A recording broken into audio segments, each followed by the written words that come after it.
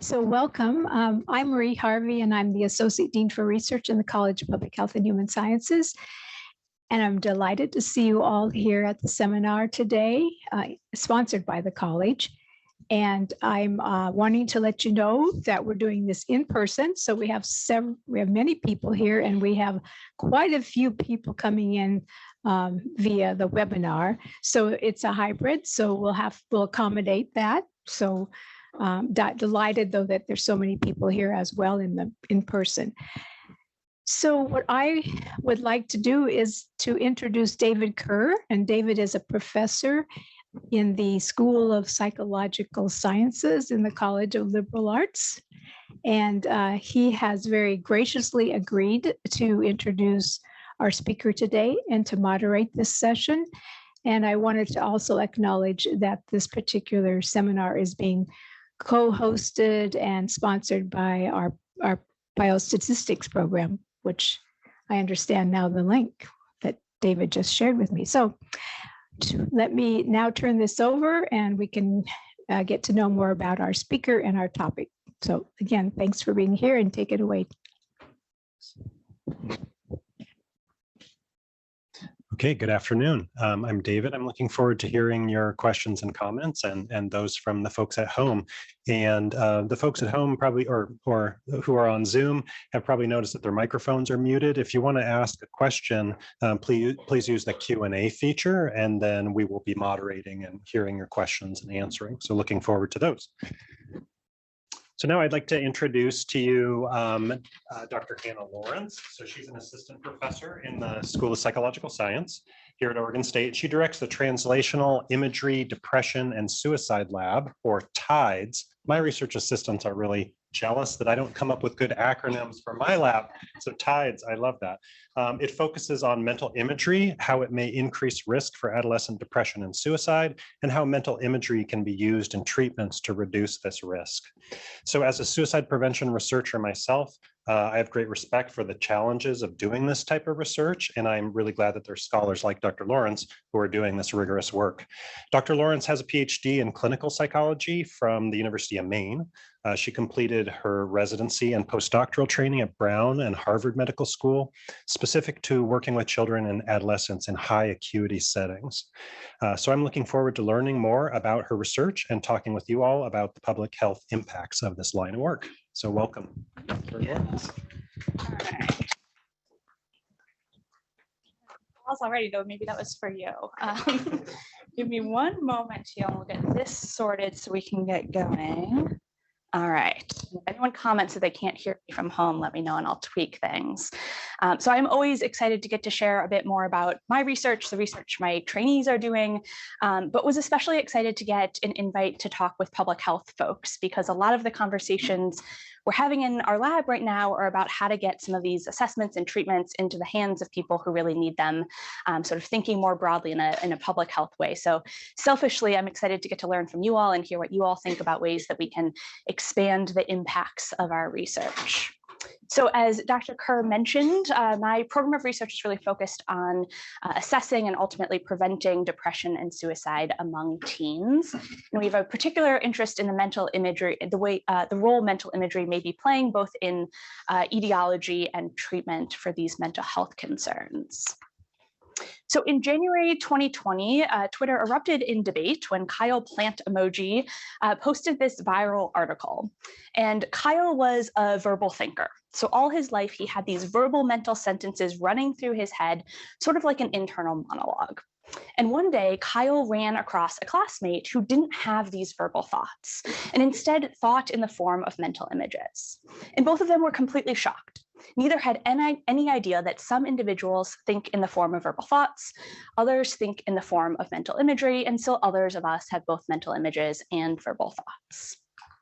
So there might be some of you here today who are imagining what you might be having for dinner later this evening, perhaps who we hope will win the next conference championship, and what we all hope that the weather will look like in Oregon this weekend, but we'll see.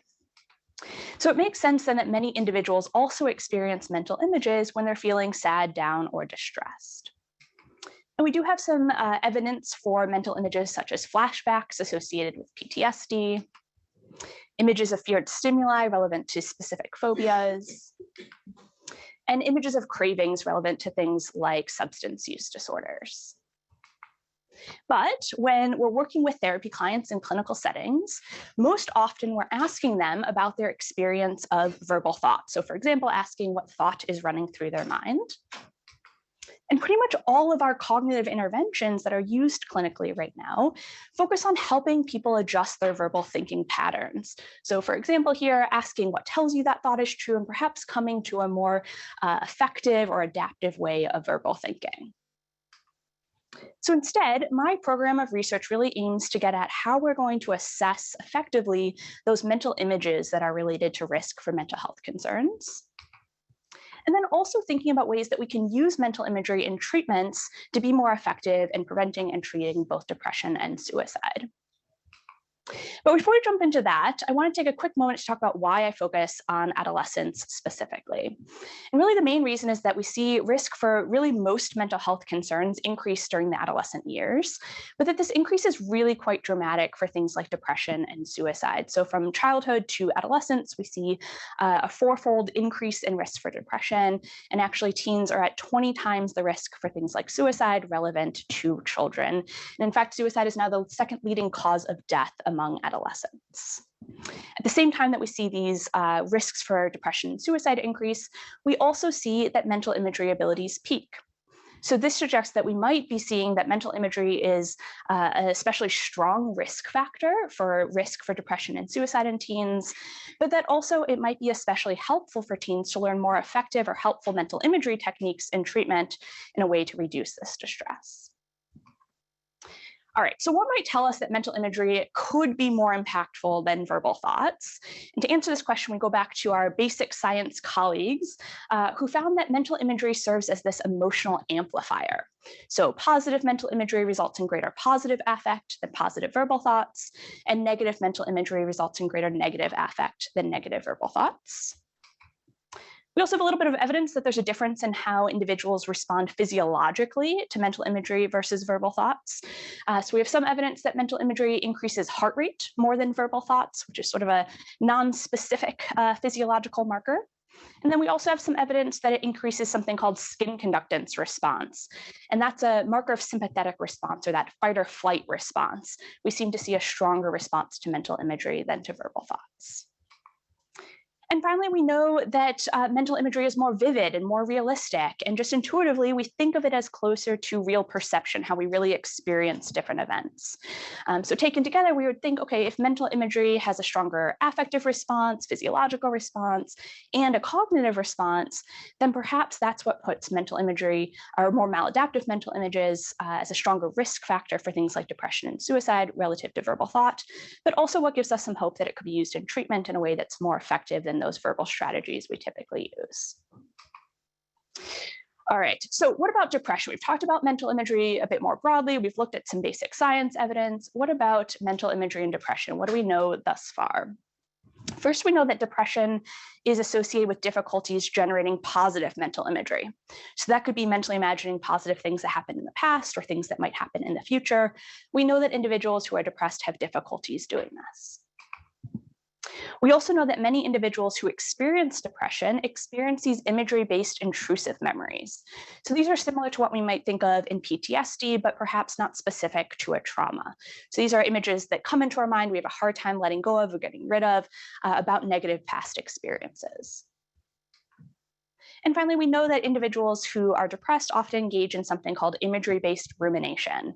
And that's when we're stuck mentally imagining something really hard or negative that happened in our past, and we continue to dwell on it, and it continues to sort of maintain our depressed mood. And we'll talk more about this process moving forward. And finally, we have a tiny bit of evidence here that those individuals who experience these more maladaptive forms of mental imagery also experience more severe depression. So it's not just that these mental images are common in depression, but also might be associated with higher risk for more severe depression. All right, so where did I actually get started in my own research in this area? For those of you not familiar with sort of the clinical psychology training trajectory, a big part of grad school is learning to do therapy for the first time. And so this is sort of a nerve-wracking experience for first-time therapists. You're sitting in front of a therapy client for the first time, you're really invested in helping them. And my very first therapy client came into session and said, I'm here because I'm really stuck ruminating. That something bad happens in my life, and then I continue to dwell on it over and over and over again. So being a first-time clinician, I go back to the literature, I read all of these studies about how rumination is really closely tied with depression. I feel ready to go. And then I realized that every single article about rumination was focused on these verbal forms of rumination. And that was different from the rumination that my client was reporting to me. She was telling me that she was dwelling on this negative movie that played in her mind. She was actually sort of reliving in her mind in the form of mental imagery these negative experiences that had happened. So I scoured the literature, couldn't find anything, asked my clinical supervisors. They had no idea what to do with this. And so, of course, it led me to wonder whether this imagery-based rumination may be associated with even higher risk for depression compared to that verbal form of rumination that we've typically studied. So this led me to conduct a series of studies asking whether ruminating in the form of mental imagery was associated with higher risk for depression. So in the first of these studies, I recruited a sample of college students who self-reported their trait rumination. So this is how much they ruminate in general, how severe their depressive symptoms were, and then whether they tend to experience mental imagery, verbal thought, or both when they're feeling sad, down, or depressed. So first we looked at prevalence. So how common is this? This is just my one therapy client. Or do lots of people experience this imagery-based rumination? And here you see that over 60% of individuals reported that they ruminated in the form of mental imagery at least some of the time. So either in isolation or in combination with verbal rumination. So it seems to be fairly common. What we really wanted to know was whether it's associated with this higher risk for more severe depressive symptoms. So here we have trait rumination, so how much people ruminate in general. Here we have how severe their depressive symptoms are. And then on 3 separate lines here, we have individuals who ruminate in the form of both mental imagery and verbal thought, and only mental imagery. And what we see here are that the slopes of these 2 lines here are significantly stronger than the slope of this line, meaning that individuals who ruminate in the form of mental imagery or both mental imagery and verbal thought seem to be experiencing more severe depressive symptoms than those individuals who ruminate in the form of verbal thought alone. So this was the first evidence that this imagery-based rumination is common, and it might be associated with even more severe depressive symptoms than, again, that verbal rumination we've studied historically. But that study was in college students, and you might have noticed that we asked about individuals' tendency to experience mental imagery or verbal thought, or both, just when feeling sad or down. So this time we specifically wanted to ask them whether they ruminated in the form of mental imagery or verbal thought. So this time we recruited a sample of adolescents, and again, they reported on their trait rumination, depressive symptom severity, and whether they ruminated in the form of mental imagery, verbal thought, or both. And again, looked at prevalence first. And again, we see that the vast majority of teenagers are ruminating in the form of both mental imagery and verbal thought. And again, over half, I guess over 69% here, were reporting that at least some of the time they ruminated in the form of mental imagery. So again, very common. And then we replicated that moderation effect. So again, we find that rumination style significantly moderates this relation between rumination and depressive symptom severity, where that relationship is even stronger when individuals report ruminating in the form of mental imagery or both mental imagery and verbal thought compared to verbal thought alone. But to date, we've only looked at community samples. So either college student samples or just adolescents out in the community. We wanted to know, is this relationship different among those teens who might be at higher risk? So we then restricted analyses to only those teens who said, hey, I ruminate a lot. I am always stuck ruminating. This is sort of my tendency after negative experiences. And here you might have noticed this effect is even stronger. So we see that this line here of imagery-based ruminators among adolescents, we see a substantially stronger relationship between rumination and depressive symptom severity. So again, we now have evidence for this effect in college students, in adolescents, and now among adolescents who seem to be at higher risk for depression because of their tendency to ruminate. All right. Now, when I present this work often, those of you in the audience might be thinking, am I someone who imagines? Am I someone who thinks in the form of verbal thought? What about me? What about those people who can't form a mental image, like Kyle plant emoji, or those people who have really vivid mental imagery? So I then wanted to ask, how about those individuals who are really vivid imagers, meaning they can form really vivid mental imagery in their mind? So to do that, I also asked adolescents to complete a measure that gets at mental imagery ability. Again, whether you can form these really vivid, colorful mental images, or whether those mental images are sort of grainy and piecemeal. So first, I found that those adolescents who could form those really vivid mental images also tended to ruminate even more than those adolescents who couldn't form vivid mental imagery. And I also found that those individuals who formed vivid mental imagery in general also tended to ruminate in the form of mental imagery. So it doesn't seem to be unique for these teens, as if they're going around their days thinking in verbal thoughts and then only ruminating in the form of mental imagery. This seems to be somewhat consistent in terms of a cognitive style. And I'll walk us through these plots. So we have 6 separate plots here. Here on each one, we have trait rumination again. We have depressive symptom severity again. And then separate for imagery-based ruminators, verbally based ruminators, and those individuals who ruminate in both forms. At the top here, we have those individuals with low mental imagery ability. So these are folks who can't form vivid mental imagery. And you might be able to tell from those very similar slopes there that it doesn't really matter whether these individuals ruminate in the form of mental imagery, verbal thought, or both. We see a very similar relationship between rumination and depression. But we see a very different picture among those individuals with really vivid mental imagery. So for those adolescents who could form these vivid mental images, it was especially maladaptive for them to engage in imagery-based rumination. So this idea that when teens tend to experience vivid mental imagery and then they ruminate on it, those teens seem to be at higher risk for more severe depression. All right, so as I'm thinking through this program of research at this point, I have quite a lot of evidence that this imagery-based rumination might be especially impairing, but I'm starting to think, what are the other cognitive processes that we've only studied in verbal form that again might be even more impactful or even more maladaptive when individuals instead experience mental imagery? So about this time in my training, I started working in some pretty high acuity settings, so mostly partial or inpatient units for teenagers. And as you might expect, a lot of my work on these units was assessing for teens' risk for suicide. So asking them if they've ever had or are currently having any thoughts of suicide. And quite often, I would have teens who would really hesitantly sort of say, no, when I ask this question. So I started asking about whether they've ever mentally imagined suicide. And what I found was that quite often teens would say, yes, I've had mental images of suicide, even if they had previously denied having any verbal thoughts of suicide. So this led me to wonder if we're missing a really important subsample of individuals by not asking about their experiences of mental imagery of suicide. And then also whether this confers additional risk for suicide on top of those verbal thoughts we've typically studied and asked about. So this led me to wonder whether these mental images of suicide or suicide-related content are associated with higher risk for suicide relative to verbal thoughts. So first, going back to the literature a bit, what do we know about mental imagery and suicide?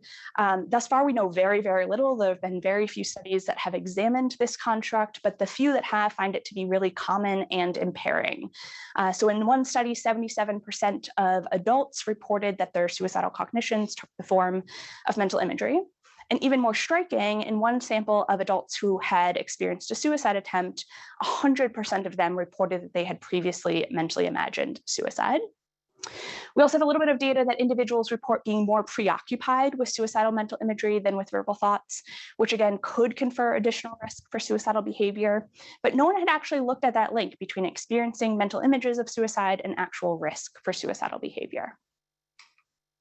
So this led me to ask whether mentally imagining suicide is associated with higher risk for suicide. So in the first of these samples, I again started with college students here, all of whom reported to us that they had a lifetime history of some sort of suicidal cognitions. And we administered the SITB, which is a gold standard interview related to suicidal thoughts and behaviors, asks about things like their characteristics of suicidal cognitions, and then also whether they've ever made a suicide plan or suicide attempt. And then because this is such a new construct, I went about developing a measure that specifically asks people about their experiences of suicidal verbal thoughts and suicidal mental images. So in this measure, people are first told that some people have verbal thoughts about suicide. Verbal thoughts run through our minds like words or sentences, and they're provided an example. They're then asked whether they've ever had a verbal thought about suicide. And if they have, they then rate various characteristics of those verbal thoughts about suicide. And then the same thing for mental images. They're provided a definition and an example. They're then asked whether they've ever had a mental image of suicide. And if they have, they rate those same characteristics. All right, so the first thing I wanted to do in the sample was document the prevalence. So again, we have very little evidence about how common this process is. And here you can see that it is very common among individuals who have suicidal cognition. So in our sample, we found nearly 3/4 reported that they had mentally imagined suicide. And perhaps even more strikingly, we found that over half of them said, most of the time when I have suicidal cognitions, they're in the form of mental imagery. And again, this is striking because to date, none of our assessments were asking individuals about their mental images of suicide. All right, so then we wanted to know, all right, so it's really common, but again, is it associated with higher risk? And in this case, we're looking at whether suicidal mental imagery predicts suicidal cognition intensity, both on average and at their worst point, as well as duration of suicidal cognition, so how long they last in mind. Now, to do this, we wanted to control for some established risk factors. So in this model, we're saying, does suicidal mental imagery predict intensity and duration over and above depressive symptoms and over and above those verbal thoughts of suicide that we typically study? And here we see that that's the case. Individuals who experience suicidal mental imagery experienced more intense suicidal cognitions, both on average and at their worst point, as well as longer duration of suicidal cognitions over and above having experienced suicidal verbal thoughts or how severe their depressive symptoms were. But oftentimes in suicide work, we want to know about what predicts suicidal behavior or these higher risk processes. So we then looked at whether suicidal mental imagery predicted the likelihood that individuals had made a suicide plan. And here we see that individuals were in fact almost 3 times higher odds of having made a suicide plan if they had experienced suicidal mental imagery. Again, already accounting for suicidal verbal thoughts and depressive symptoms. And then we looked at suicide attempts and we see a very similar effect here where individuals who said, yes, I've had a suicidal mental image, had 3 times higher odds of having made a suicide attempt relative to those individuals who had not. So it does seem like having experienced suicidal mental imagery was associated with really substantially higher risk for these suicidal behaviors, even after accounting for those things that we typically assess for in risk assessments. All right, so we've looked at this in a college student sample, but like I said, a lot of my work is with teenagers, and I'm really interested in whether these same findings would apply to a higher risk sample of adolescents. So those adolescents in this case who are currently experiencing psychiatric hospitalization due to suicide risk.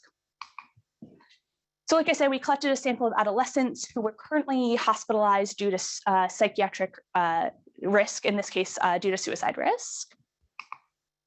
And this was a really interesting place to collect data because all teens who were on the psychiatric inpatient unit filled out a clinical battery of assessments when they were admitted. And we were lucky to be able to integrate as researchers to find ways to improve their assessment clinically and also be able to help sort of from a research perspective, assess and study this really high risk population. So they administered the SITB, that same measure of suicidal cognitions and behaviors, and also added my measure of suicidal cognitions, or those suicidal verbal thoughts and mental images. Again, we first looked at prevalence here, and we find that about 2/3 of our sample of these high-risk adolescents reported that they had mentally imagined suicide. Now, one of the other nice things about this admissions battery was that it was really rich data. So this time we could even more rigorously test this model here, controlling for all sorts of demographic characteristics. In this case, also controlling for things like NSSI history or history of non-suicidal self-injury. And again, also controlling for suicidal verbal thoughts. And still, we see that those adolescents who reported they had mentally imagined suicide had 2.4 times higher odds of having made a suicide attempt relative to those who had not. So again, a really strong predictor of suicidal behavior, even over and above these other risk factors that we've historically studied. Now, I'll say that these findings aren't unique. We just wrapped up a meta-analysis looking at all studies of mental imagery and risk for suicide and self-harm. And across the board, we found that 73.56% of clinical samples report that they've mentally imagined suicide. We also find that on average, suicidal mental imagery is rated as moderate or more vivid, realistic, and preoccupying. And every study that has tested this association between suicidal mental imagery and suicidal behavior has found a strong association. So it's not just my work finding this, it's now more and more folks replicating these findings. And we're getting more and more consistent evidence that we should be assessing for suicidal mental imagery in these high-risk contexts. All right, so at this point, we're accumulating evidence that clinically we should be assessing for processes like imagery-based rumination because it seems to put individuals at higher risk for more severe depression. And we also have some evidence that we should be assessing for suicidal mental imagery when we're doing these suicide risk assessments. But what do we actually do as clinicians, as therapists, as educators? What should we do when people say yes to these questions? So it then leads me to sort of the second part of my program of research. How do we use mental imagery in treatments to help people who are experiencing this distress? So again, I'll go back to the literature for a moment here and share a bit about what we know about imagery-based treatments thus far. We have a little bit of evidence that they might be effective in treating depression. So we have some evidence that some of these imagery-based techniques are shown to reduce risk for depression among adults. And we have 3 studies thus far that have compared imagery-based interventions to those verbally based ones that we typically use. And in every case, the imagery-based intervention was shown to reduce depressive symptoms more than the verbal one. We have far less evidence for adolescents, which is surprising because, like I said, these imagery abilities really peak during this developmental period. So we have no evidence about whether they work for teens who are experiencing depression or suicide, but we do have some evidence that they're effective in reducing risk for, or I should say, reducing symptoms of PTSD, chronic nightmares, and anxiety in teens. So this led me to wonder, okay, let's start in the lab. How can we build really effective evidence-based imagery interventions and really see that they work before we go about disseminating them? So my first question was, can we use mental imagery to distract ourselves following negative experiences? So sort of thinking as mental imagery as a way to combat rumination. So rumination, that idea that we dwell on negative experiences. Instead, maybe we can use imagery to distract ourselves. So in this first study, I recruited a sample of college students, again, all of whom had elevated depressive symptoms. And we induced all of them to distract themselves from their negative mood or depressed feelings using some prompts sort of like this one above. Before and afterwards, they rated their affect or how they were currently feeling on this visual analog scale ranging from sad to happy. And then afterwards, we said, hey, when you were distracting yourself, how much did you experience mental imagery and how much did you experience verbal thought? All right, so this first plot shows us how much their affect changed from pre to post distraction. So it's actually affect post-distraction controlling for affect pre-distraction. And then here we see how much verbal thought they reported using. And this is a non-significant slope. So there was no relationship between how much verbal thought folks experienced and how much their affect improved. But we see a different picture when we look at those mental imagery findings. So again, here we have how much mental imagery they used to distract themselves, and then how much their affect changed. And here we see a positive relation where the more individuals naturally used mental imagery to distract themselves from their depressed mood, the more their affect seemed to improve. So if people who naturally use mental imagery to distract themselves seem to have this boost in mood, maybe we can actually induce or help people use mental imagery as a distraction tool to help them improve their mood following negative experiences. So this time we did a sample of adolescents. And we followed a pretty similar protocol, though I'll highlight a few differences here. One was that this was a community sample of adolescents, so they didn't all have elevated depressive symptoms. So instead, we used a negative mood induction. So this was a social rejection paradigm to get them all in a negative affect state first. Second was that in our previous study, we had induced them to distract themselves and then asked them, okay, sort of what are you using naturally? Mental imagery, verbal thought, what do you do on your own? And instead here, we induce them to either use imagery to distract themselves or to use only verbal thought to distract themselves. We also collected some physiological data this time. So in most of my studies to date, I'd only asked them for these affect or mood ratings before and after. And really with a lot of these processes, we want to know what's going on during these thought processes, during imagery-based distraction or during imagery-based rumination.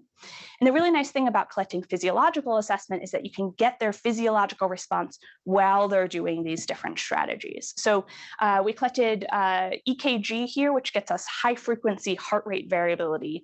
And that's a metric of parasympathetic response. And in psychology, at least, we often think of that as a metric of physiological regulation. So how well they're regulating in the moment. And then down here is skin conductance response, which I mentioned earlier is an index of sympathetic response, that fight or flight response. And we often interpret it as a marker of physiological arousal, so how sort of like activated we are. All right, so first we're going to look at the affect results. So we're going to look at a couple of these plots, so I'll walk us through these. Here in this sort of teal color, we have that group of adolescents induced to distract themselves using mental imagery.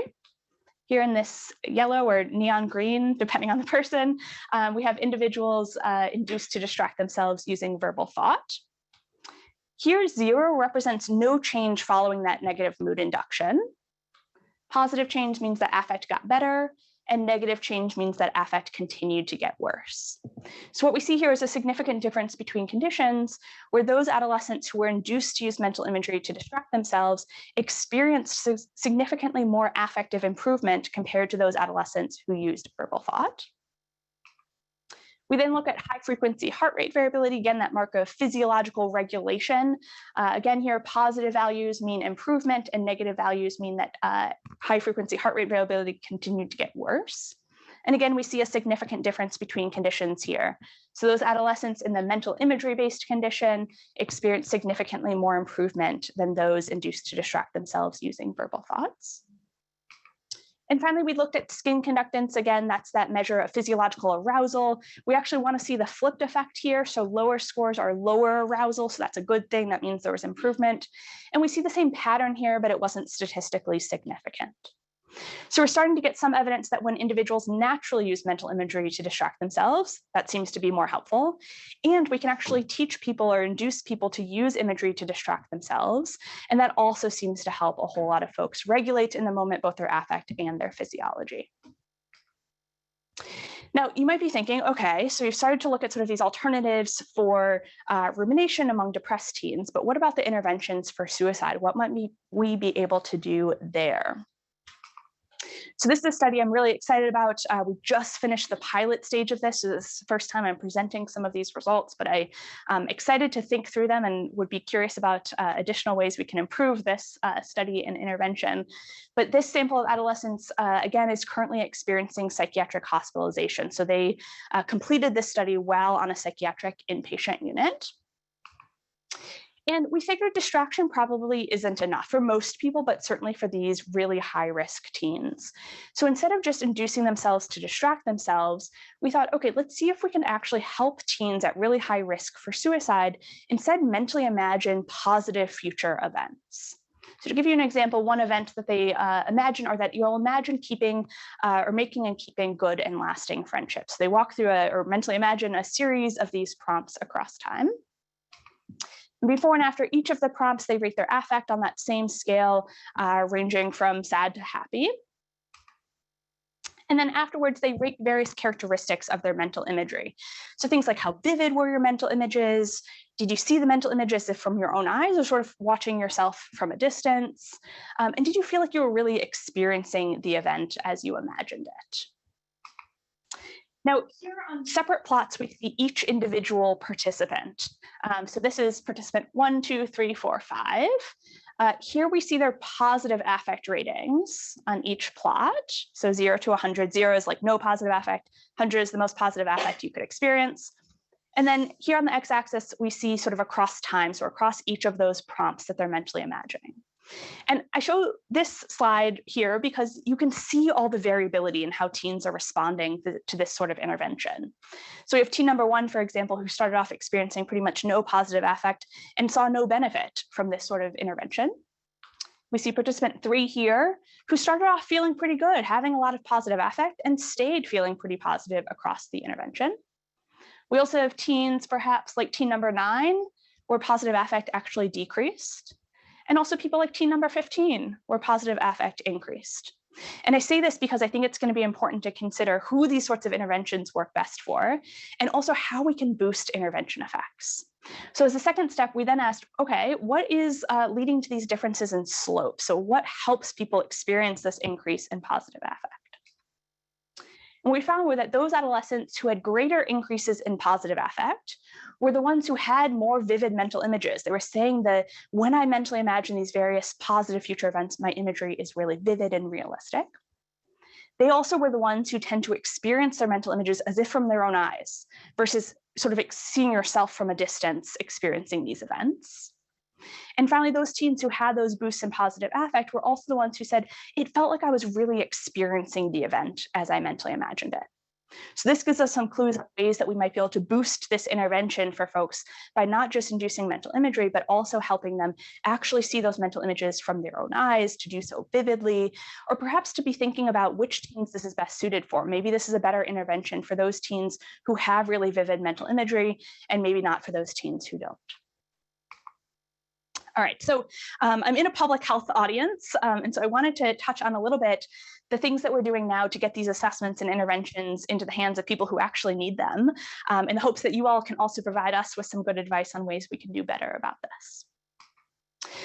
So the first thing that I'm really excited about are that we formed these collaborations with psychiatric inpatient units in ways that feel really collaborative and equitable. And so one of the really exciting pieces for me was that the clinicians on the unit actually found it so helpful to know whether the teens had experienced verbal thoughts of suicide versus mental imagery, that they've continued to use this assessment on the unit and use it as part of their clinical care.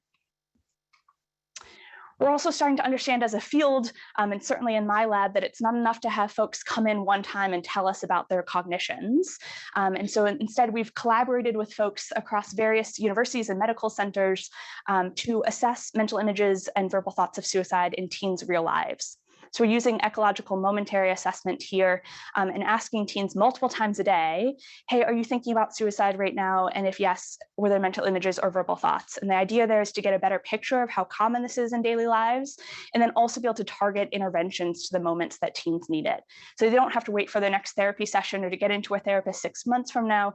We could automatically send support when teens need it. We're also doing some exciting work here in the TIDES lab. So we finished up phase 1 of a trial, and we're about to launch phase 2 here. And this is an ecological momentary intervention for rumination. So that was a lot of words to say that we're asking teens 3 times a day, are you stuck ruminating or worrying? And when they say yes, they automatically get sent a 1-minute imagery-enhanced mindfulness skill to try in the moment. So we can ask ourselves, after 2 weeks or a month, do we see decreases in depressive symptoms or anxiety? And also in the moment, are we helpful to those teens? 2 hours later when they get another survey, are they no longer ruminating or worrying? We're excited about this because, like I said, we just finished phase 1 and we did find decreases in depressive symptoms and anxiety symptoms in teens.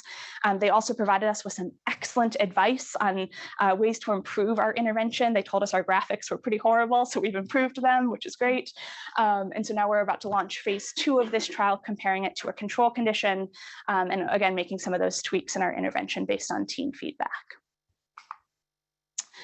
We're also pretty invested in making sure individuals are getting evidence-based solutions to address suicide risk. And so right now, sort of our gold standard approach is an intervention called safety planning. And right now in our lab, we're building a self-guided safety plan intervention that teens can access for free, completely anonymously. It'll be on our website in a week, 2 weeks. Cross my fingers. And then eventually we'll be able to test that, get some feedback from teens on ways we could make it better for them, and perhaps ways we could enhance the effectiveness of safety planning using mental imagery. For example, mentally imagining reasons for living, or mentally imagining actually using that safety plan. And finally, we know that there are huge health disparities across the world and that too many folks in low and middle income countries don't have access to these evidence-based assessments and treatments, especially for suicide risk. So I was really lucky to get to collaborate with some psychiatrists from Kumasi and Accra, Ghana. And we recently adapted a safety plan intervention for women in Ghana and have now implemented that. So this was stage one of that project, sort of developing it based on feedback from these local providers and women in Ghana, and now we're testing its effectiveness as sort of a next step. And then finally, I am fully aware that as an adult researcher, I do not have all the answers, nor do I have most of the answers. And so we recently developed, and I now co-lead a youth advisory board for teens nationwide who have lived experience with depression, self-harm, and suicide. These teens are incredible. If you haven't done youth or community-based participatory research, I highly recommend it. Yes, they have totally reshaped the way we think of our research questions, the way we're disseminating our research results so that teens actually hear about them and learn from them. The teens on our board actually just wrote a paper that we're about to submit for publication. So we're really excited about working with these young people to really address the questions that are most impactful to them. All right, so big picture in our lab, we're working on developing these assessments that better ask about mental images relevant to both depression and suicide, and thinking about ways we can use imagery and interventions in ways that really help those teens experiencing these imagery-based processes.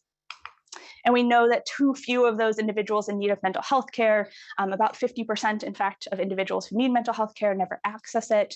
So we're also thinking more broadly about ways to get treatments out into the community, make them freely accessible, make them scalable in a way that we can reach more individuals. Thank you for having me. It's been so nice to get to share some of this work with people outside of psychology, though it's been great to share it with people in psychology too. A big thank you to collaborators. I've been blown away by the undergraduates here at Oregon State, and they have been a huge help in helping me launch my lab here. Of course, all the research participants and their family and the funding for this work. I am very happy to answer any questions.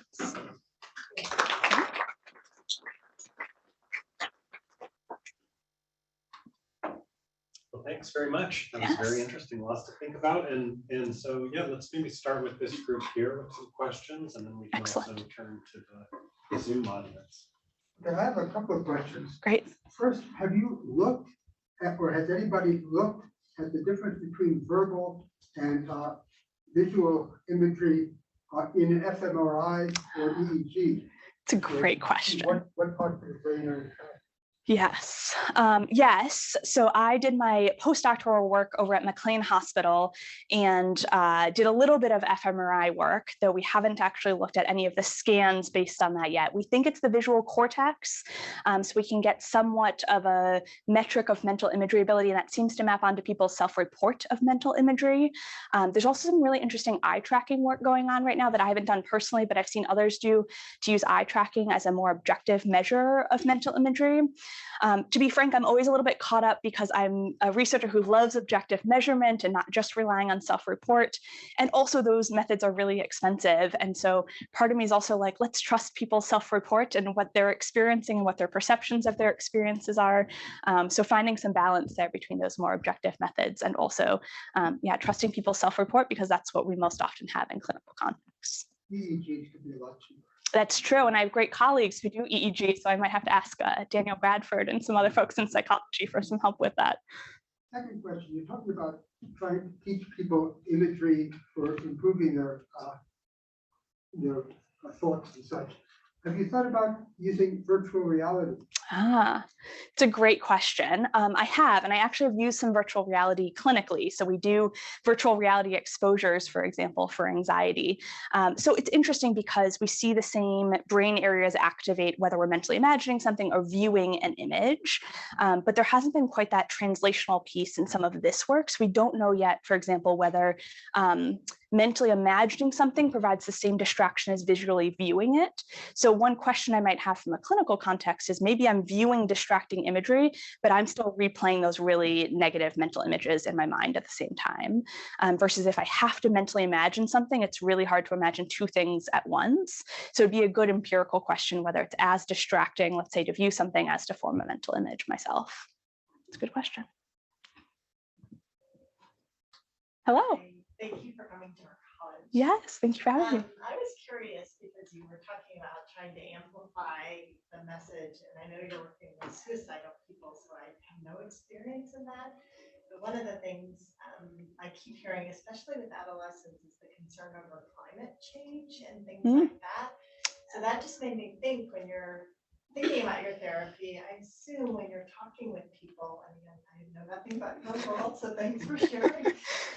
Do you identify what really is bothering them? Like, is it the weight of, say, climate change? And then can you tailor the positive imagery or thinking about how to use that visual in a way that is positive? And does that make sense? Yes. Oh, it's such a good question. I know you can't. Yes. repeat the whole Sure. So the question was sort of whether, yes, whether we can tailor imagery-based intervention based on the specific content of the mental imagery playing in mind.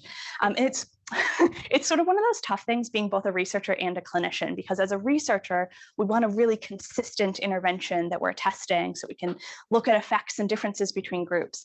But clinically, that's exactly what I do. So one intervention technique I didn't talk about is imagery rescripting, where we take an image or a movie that's playing in someone's mind and we start to tweak it. We might change the ending to the movie or add a supportive caregiver as a character in the movie playing in mind. So using your climate change example, maybe a teen comes in and they're just experiencing the world catching on fire and how horrible that is. And we wouldn't want them to mentally imagine like the world being great and safe. That's just not realistic, right? But maybe instead we shift that mental imagery to say, okay, let's imagine you going to a climate change march. How would you imagine yourself advocating for good climate practices? Or who could sort of join your team in helping to advocate for good climate change? Or perhaps like, okay, yeah, this is really horrible and awful. Like, let's imagine you using some coping skills to reduce your anxiety about it so you can actually do something about it. So I do think there are great ways to sort of tailor what these imagery-based techniques might look like depending on what the actual image is.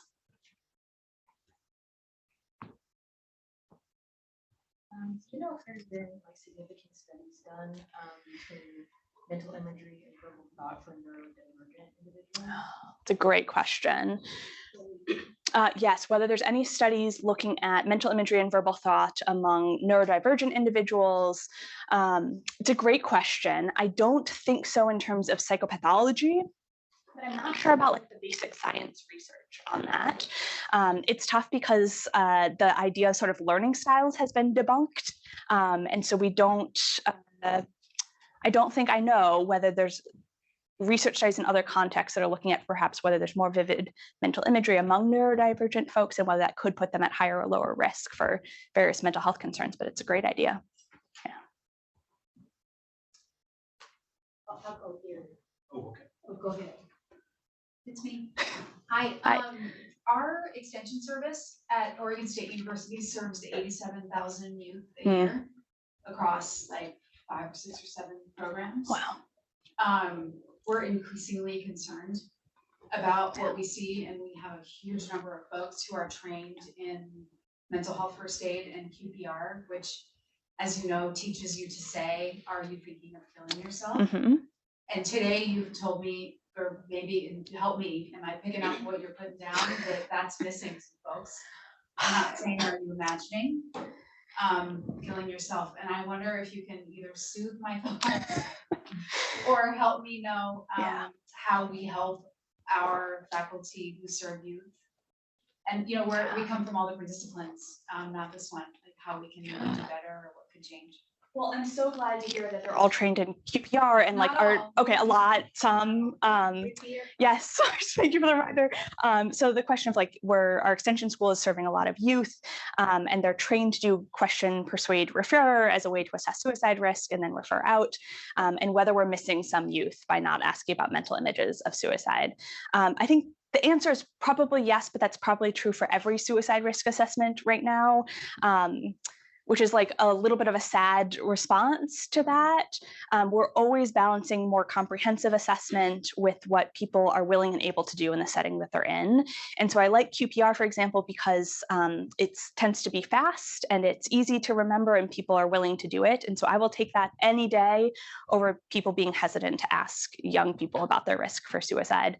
Of course, then there's the refer part of that, and you would hope that another clinician or another provider of some sort is going to do a more comprehensive risk assessment, which I think is important. And I think another gap here in Oregon, unfortunately, that there aren't a lot of providers available to youth, and especially those providers trained to do full suicide risk assessments. And then even if they do, there aren't a ton of options for what to do with those youth in terms of levels of care and providing additional support. So I think there are lots of things that we can think about in terms of gaps and ways that we can help things. I will say, hopefully my suicide safety plan intervention will be helpful, and I'm happy to connect with you when it's live. Excellent, fantastic. And I know we're looking forward to launching a new clinical PhD program here, which will hopefully provide at least one option for folks to refer to once we get our clinic up and running, because I will make sure that everyone in that clinic is well trained in how to do a suicide risk assessment. So yeah, good question. Thank you for your work. I was just wanting to speculate that if you asked someone, are you thinking about suicide? We wouldn't ask, are you thinking about it using verbal thoughts? So I think they still probably would say yes if the way they thought about it was imagery. My data says some of them. I feel more optimistic. Yes, my data says some of them. And I will say it's about like 15% of young people that will say no to that, but then yes to mental images. So you will catch a lot of folks by asking about verbal thoughts. We might not get the risk indicator that it seems like mental imagery adds to this, but we are catching a whole lot of them by just asking them, have you thought of suicide? Yeah. Yeah. I was wondering on the crisis lines, like you mentioned, like I give to Trevor Project. That's just, just saying that, but I noticed that. I wonder, is it changing any of their protocols, like when they're not right now? That would be a great sort of public health way to impact how to get some of this work out there. It's tough because asking about mental images of suicide clearly improves our prediction based on this data, but so does things like asking if individuals have previously attempted suicide or if they have a family member who has died by suicide. And so there are lots of ways we could sort of improve this prediction model. And at the same time, folks who answer Trevor line calls or 988 calls have so little time. And like one of the most important parts is for folks to feel connected on that call and to have some validation and things like that. So I think it's sort of an empirical question about whether it's most helpful to do a full suicide risk assessment as part of those calls, or for example, to make sure a person feels heard and validated, and then ask whatever questions they think are helpful. It's sort of hard to know how to best use that time, especially because so many folks who are answering those calls are volunteers who are wonderful and investing in their time and all the rest, but perhaps aren't fully trained to do a full-blown suicide risk assessment. And again, I'm not sure if that's the best use of time or not. It's a good question. Yeah, are there some questions from Zoom? Yes. So do you want to read it? Sure. Yeah. Okay, excellent. All right. In your research or other research around this mental image rumination, has there been a study accounting for or exploring the number of participants in the autism spectrum or other communication disorders? So this is similar to the neurodivergent question. We don't know, and I certainly don't have big enough samples yet to look at some of these subsamples. Would be very, very interested, especially for these disorders that are associated more with sort of perseveration and getting stuck on things, whether those imagery-based thoughts and sort of rumination on mental imagery is especially maladaptive. It's a great question. Okay. Got it. Let's see. Yes, I see a very specific question about Borkovac. Excellent. Yeah, so Borkovac proposed quite a while ago that people worry using words to control their arousal. What do you think about this proposal in light of your data on rumination? So that is exactly right. So Borkovac is a worry researcher. So worry is similar to rumination, but we typically think of rumination as perseverating on things that happen in the past, and worry is perseverating about things that happen in the future. And Borkovac said people intentionally worry in the form of verbal thoughts because mental imagery is so emotionally arousing that people actually avoid it in favor of verbal thoughts. And it's interesting because more recent models have said maybe it's not that rumination is totally different from worry, but rather it's this stuckness that might be most maladaptive for folks. So this most recent study we're doing is actually looking at repetitive negative thought. So rather than differentiating rumination from worry, we're saying, are you stuck on thoughts right now? And if they are, they get this imagery-based mindfulness intervention to use. And then we also asked them about characteristics like whether it's past focused or future focused, how much mental imagery or verbal thought to get a more nuanced picture, but really trying to intervene on the stuckness of it more so than the past or the future orientation. But it's an interesting question about whether Borkovich's theory about worry still fits, or whether we're going to find some teens who are worrying in the form of mental imagery. Clinically, I've encountered lots of teens who are worrying in the form of mental imagery, so we'll see what the data says on that. There's a question back here. Do you want to take, we'll take one more here. Okay. Okay. This one. Okay. Have you looked into expanding this mental imagery work into other types of violence prevention? So this is a great question. Luckily, well, I shouldn't say not many, but I haven't encountered a large number of teens who report mental images of engaging towards violence of others. But I also tend to work with more internalizing samples, and I tend to see a lot of women and girls in the settings that I've worked in clinically, which could account for some of those, that lack of clinical experience. What I will say is that we have social scientists who have looked at whether mentally imagining an action makes it more likely. So for example, there's some social psychology research that says if you mentally imagine subscribing to a cable service, you're more likely to do it. Or if you mentally imagine going to the polls and voting, you're more likely to actually go and vote. And so I think the flip side is also potentially true. If you mentally imagine engaging in suicidal behavior, you might be more likely to do it. If you mentally imagine engaging in violence, you might be more likely to do that too.